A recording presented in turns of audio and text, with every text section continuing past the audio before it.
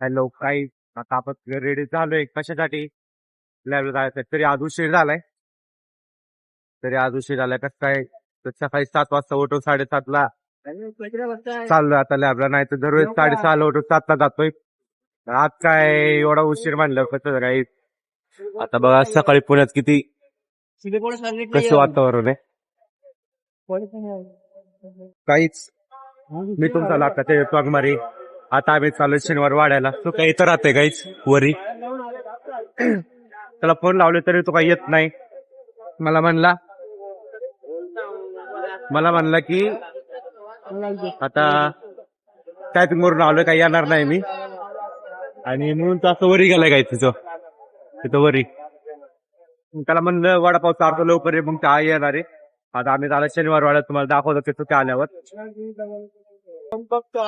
चुक्या आलाय काही बघायचं तुम्हाला. हे बघा चुक्या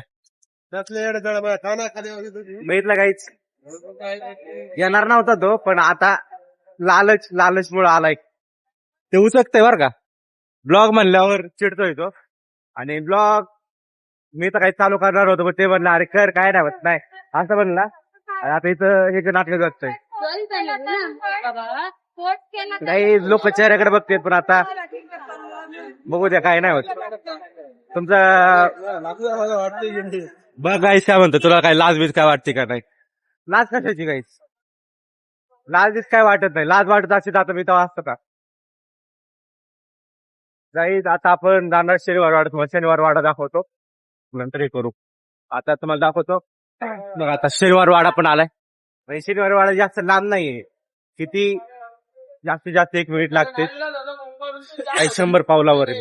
जास्त लांब नाही. मग इथल्या इथंच राहतोय मी, नाही का. आणि ह्याच्या मागूनच हे दगडूशेठ शेती. बघा तुम्ही शनिवार वाडा कसं वाटतंय. तुम्हाला पुढे जाऊन दाखवतो.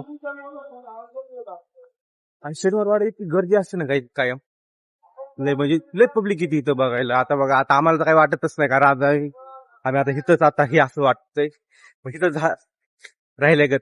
आम्ही आता नाईट पॅन्ट टी शर्टवर आता हिंडतो. आणि इथं बघ माणसं, इथं बघा गाईच माणसं कसल्या ह्याच्यावर येतात. आता शनिवार बघा गाई, तर काहीतरी विषय चालू आहे.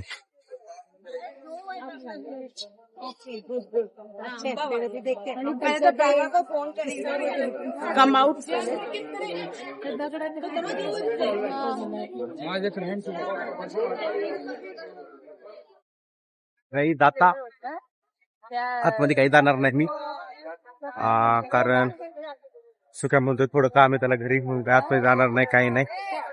शनिवार वाडा बघा गाईच तुम्ही.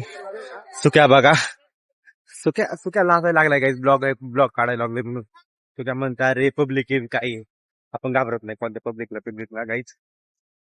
आता जाईल गाईच. आणि एक तुम्हाला दाखवतो काहीतरी. तेव्हा गाईच झेंडा कसा फडकायला लागला आपल्या देशाचा. आणि हे म्हणजे इतकं डेंजर आहे ना इथं फिरण्यासारखं पुण्यात. लय भारी पब्लिक बघा गाईस तुम्ही. आतमध्ये काही जाणार नाही आम्ही आता. तुम्ही बघा.